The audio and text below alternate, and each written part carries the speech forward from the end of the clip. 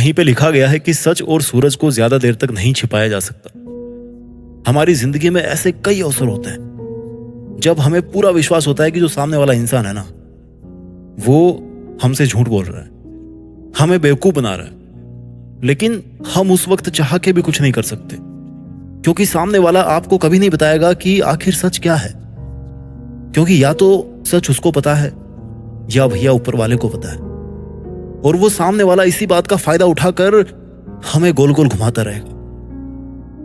वो बंदा झूठ बोल सकता है, वो झूठी कसम भी खा सकता है, और किसी के सर पे हाथ रख के भी बोल देगा कि ये झूठ है।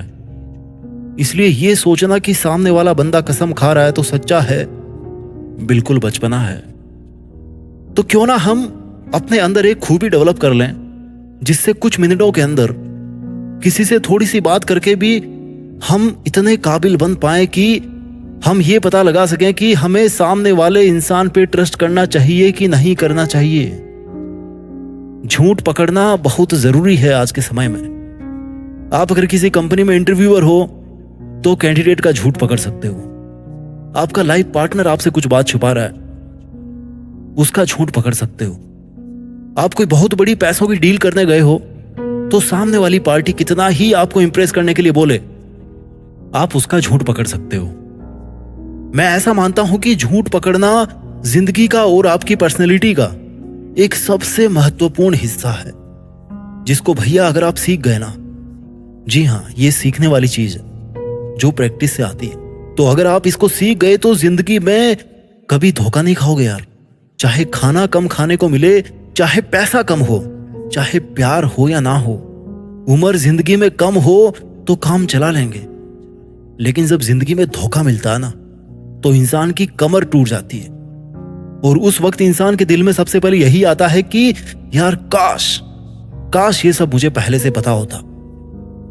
तो ये जो आपका स्टेटमेंट है ना कि काश ये सब मुझे पहले से पता होता, इसको 10 मिनट में हम चेंज करने वाले हैं इस स्टेटमेंट में कि ये तो मुझे पहले से ही पता था और मैं पहले से ही संभल गया था।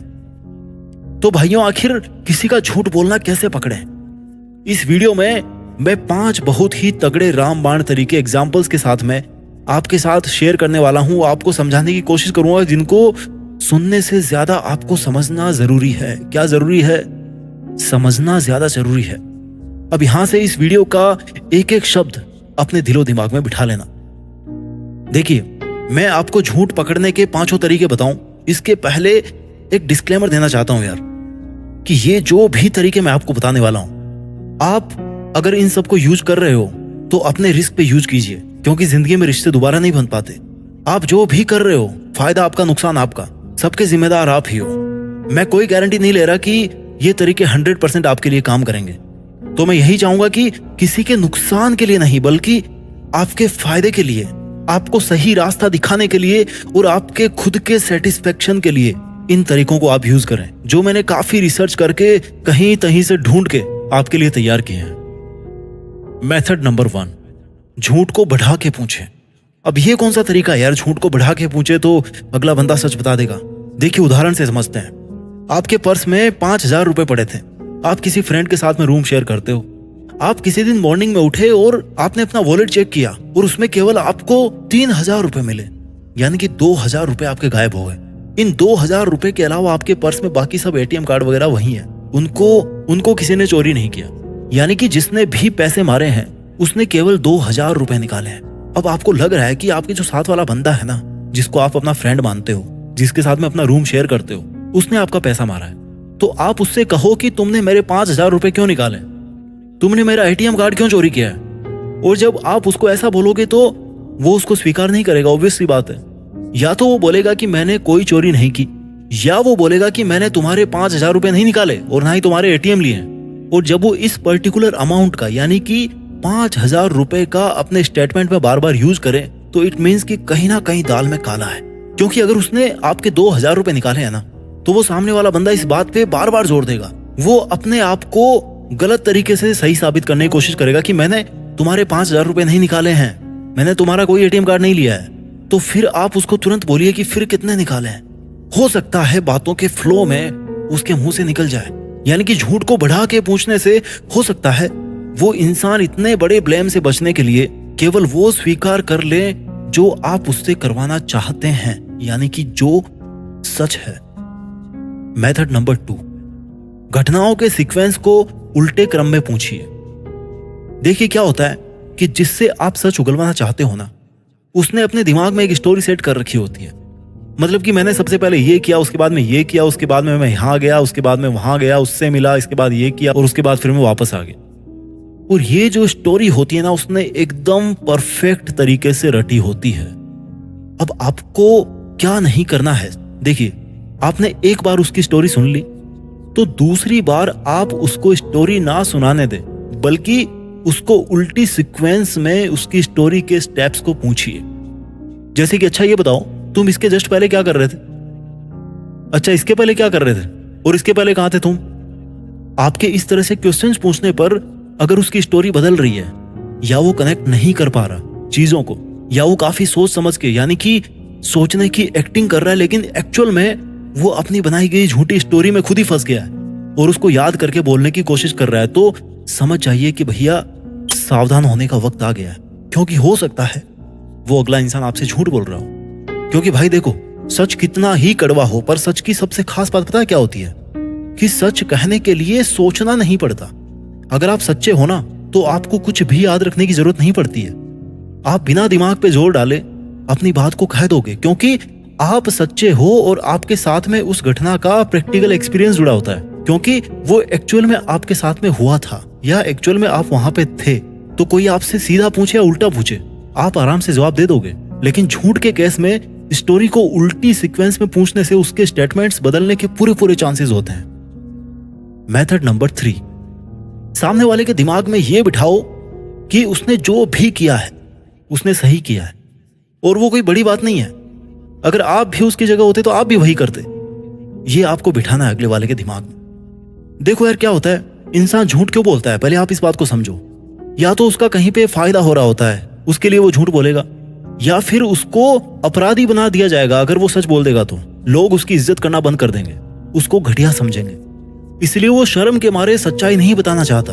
तो ऐसे में उसका सच उगलवाने के लिए आपको खुद को भी उसके जैसा ही बनने की एक्टिंग करना पड़ेगा। आपको ये बोलना पड़ेगा कि यार मैंने भी एक बार ऐसा ही किया था लाइफ में और मुझे उसका कोई पछतावा नहीं है। तो इससे वो झूठा इंसान ये सोचेगा कि यार इसके साथ भी ऐसा ही हो रखा है और इसको तो कोई पछतावा भी नहीं है, यानी कि जो गलती मैंने करी है वो तो बहुत छोटी सी है, मैं तो फालतू में डर रहा था कि मैंने इतनी बड़ी गलती कर दी। तो अगर उसके मन में आपने ये बिठा दिया कि उसने जो किया है वो कोई बड़ी बात नहीं है, तो इसके पूरे चांसेस हैं कि वो आपको कभी ना कभी सच जरूर बता देगा, या हो सकता है उसी टाइम पे बता दे।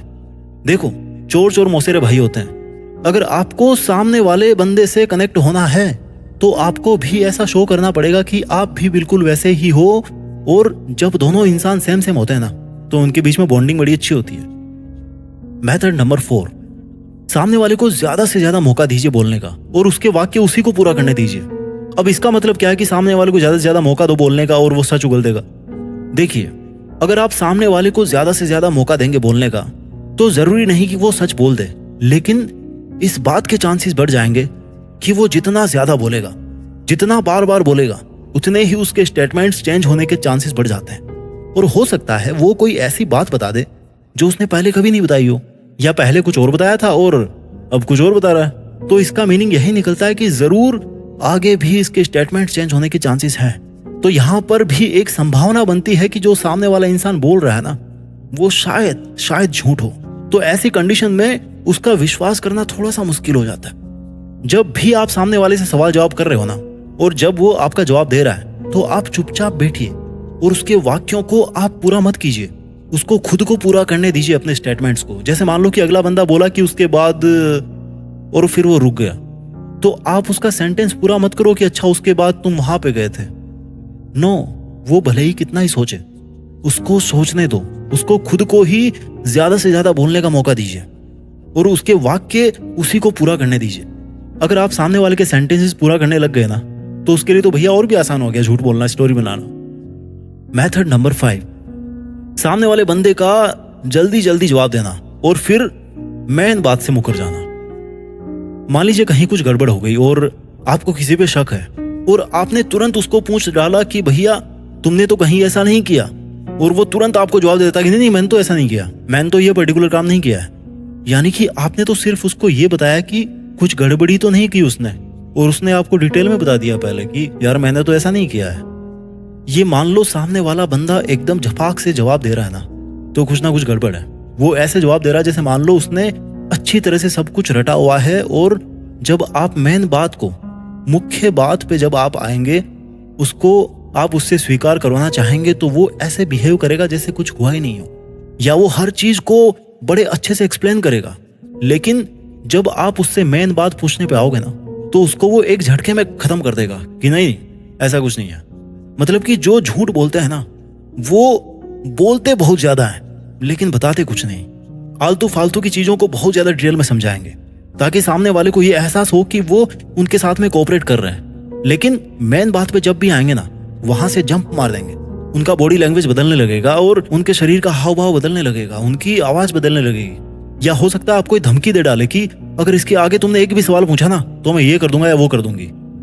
यानी कि उससे आप सब कुछ पूछिए लेकिन वो सवाल मत पूछिए बस। तो इससे भी संभावना बढ़ जाती है कि हो सकता है सामने वाले ने वो काम किया हो, वो गलती की हो जिसको वो बताना नहीं चाहता, या उसके बारे में वो कोई बात नहीं करना चाहता। मैं जल्दी से इन 5 तरीकों को आपके लिए रिवाइज कर देता हूं, और उसके बाद में इस वीडियो के कंक्लूजन पे आएंगे, जो कि मैं मानता हूं कि आपको जानना बहुत जरूरी है अगर आपने इतना वीडियो देख लिया तो। मेथड नंबर 1, झूठ को बढ़ा के पूछें। मेथड नंबर 2, घटनाओं के सीक्वेंस को उल्टे क्रम में पूछिए। मेथड नंबर 3, सामने वाले के दिमाग में यह बिठाइए कि उसने जो भी किया है बिल्कुल सही किया है, और वो कोई बड़ी बात नहीं है, आप भी अगर होते तो आप भी वैसा ही करते। मेथड नंबर 4, सामने वाले को ज्यादा से ज्यादा मौका दीजिए बोलने का और अपने वाक्यों को पूरा करने का। मेथड नंबर 5, सामने वाले बंदे का जल्दी जल्दी जवाब देना और फिर मेन बात से मुकर जाना। अब करते हैं सबसे जरूरी बात, जो कि मैं मानता हूं आपको जानना बहुत जरूरी है। देखिए, गलती करने वाला गलत होता है, इसमें कोई डाउट नहीं है, पर यह हर इंसान का हक है कि उसको अपनी गलती सुधारने का एक मौका जरूर मिलना चाहिए। क्योंकि एक गलती की वजह से आप किसी को गलत जज नहीं कर सकते। बेशक कीजिए, मैं नहीं बोलता, आपका हक है, आपके विचार है, लेकिन कई बार गलती से गलती हो जाती है।